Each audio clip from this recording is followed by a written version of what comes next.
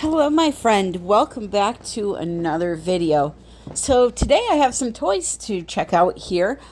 These are from J&L Design, and I'm going to put the link to their Etsy shop in the description below.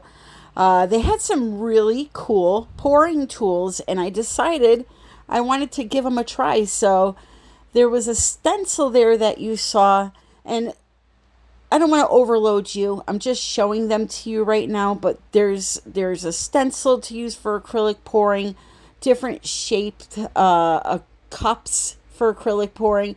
Here's a funnel with a divider to keep the colors separate.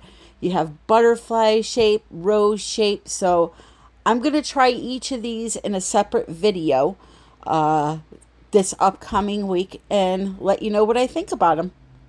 And they have so many more different designs on the website, and they also sell canvas stands that are pretty inexpensive that are reusable. So that's exciting also. So what I have here is an 8x10 canvas that I'm going to pour some white paint onto. The paints, all of my paints are mixed with Liquitex pouring medium and some water. That is it. Now, when I use any type of 3D printed item, I love to use silicone. I just have a lot of fun with these pouring tools. So this painting, I am going to show you an older technique that hasn't been around in a while. It was first, I don't know if she was the first person to do this, but she was the person to really bring it into focus in the acrylic pouring community, and that was Chameleon Jones. She used silicone in a whole different way, and I'm going to show you that in this video. So I took a look on YouTube, and I could not find a channel for Chameleon Jones. But there is another artist that reminded me about this technique that I saw recently. His name is Mr. Garrick Brown from Garrick Brown Art Studio. So I'm going to put his link in the description of this video. One thing I want to say about this technique is you can do this technique with any pouring medium that you're using, okay? And originally this technique is called chameleon cells, but when I think of chameleon, I think of color shifting. That is not what's happening here. It's more of a tie-dye look. So it was named chameleon cells because Chameleon Jones was doing these cells. So maybe it's more of a tie-dye look. But no matter what you call it, it's a fun technique, and I hope you try it. One last thing. No matter how you mix your paints, whether it's glue and water, pouring medium, or Floetrol, you can do this technique. It will work. So let me rattle off the colors really quick. And I wish I hadn't put in that white because it was just too much white, but thankfully it pays off in the end. So I have dioxazine purple, metallic cobalt blue, medium yellow, greenish blue by Amsterdam, and iridescent yellow orange by Pebeo. The dioxazine purple was by Winsor Newton. The metallic cobalt blue by Artist Loft. And the white is Artist Loft also. So just lift up the divider and swirl around the paint. You could also leave the divider in. That is totally up to you. But anyway, I'm going to come back in a little bit and let you just enjoy the process.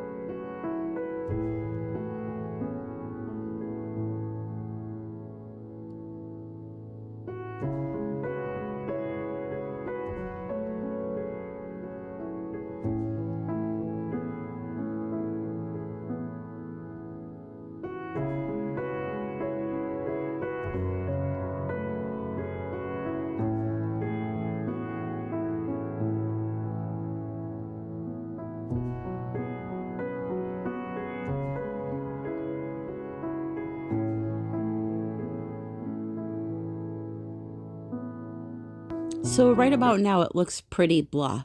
Wait until you see what adding a little bit of silicone does. In my hand, I have a small bowl of silicone. I am dipping the tip of the stylus into the silicone and then just tapping on the canvas, just like dotting, like you would a rock, just dotting it on the areas that I want to create a cell. I am using Spot On treadmill belt silicone, which can be found in my Amazon shop. And the dotting tools are also there. So let me take you in for a close-up so you can see exactly what is going on in the paint.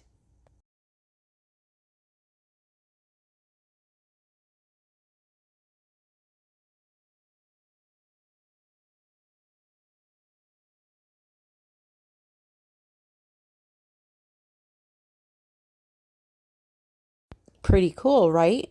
And remember, there was no color in that area. We brought it all up using this silicone. So now let's see what we can do with this canvas. I just went all in and I had so much fun doing this. I hope you give it a try. And in the end, the painting is really cool. And you know what? We're making something unique, something that not everyone is doing. So again, please give it a try. It's a lot of fun.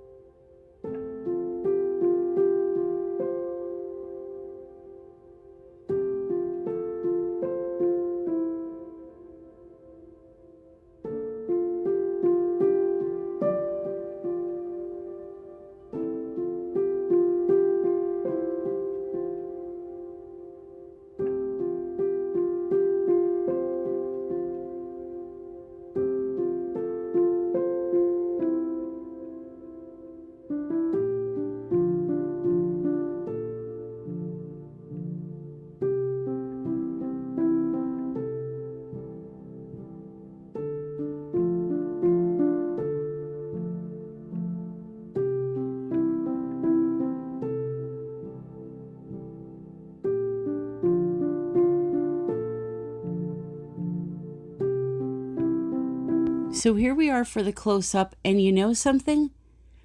I'm thinking this is more of a tie-dye look.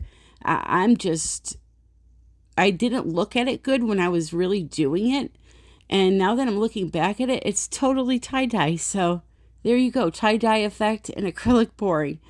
So don't forget, this Saturday, July 10th, I am going to Belize, and I am going to be broadcasting from there live. So please be sure to watch out for future videos for this upcoming week. Again, these tools are available through J&L Designs, and the link is in the description. So check them out. They were nice enough to offer a coupon code to my viewers, so that is also down in the description. So I say get yourself a bottle of silicone, get yourself a dotting tool, a toothpick, a skewer, a pencil, anything with a pointy tip, even your cat's tail, and try out this technique. If you do, come over to United We Pour Fluid Art Group. That is our acrylic pouring and resin group, or anything fluid really, and share your artwork with us. We would love to see it. And you can enter the July monthly challenge, red, white, and blue. It's going to be a lot of fun. So as for this funnel I used, I absolutely loved it. It glided along the canvas really nicely, and I'm looking forward to using it again. Next up, I'll try out the infinity ring and see how that does. But like I said, there are just so many shapes and paint stands and all different types of 3D printed items, so definitely go check them out. And that will do it for today's video. So I want to thank you all for joining me, and until the next time, I love you all, and happy pouring.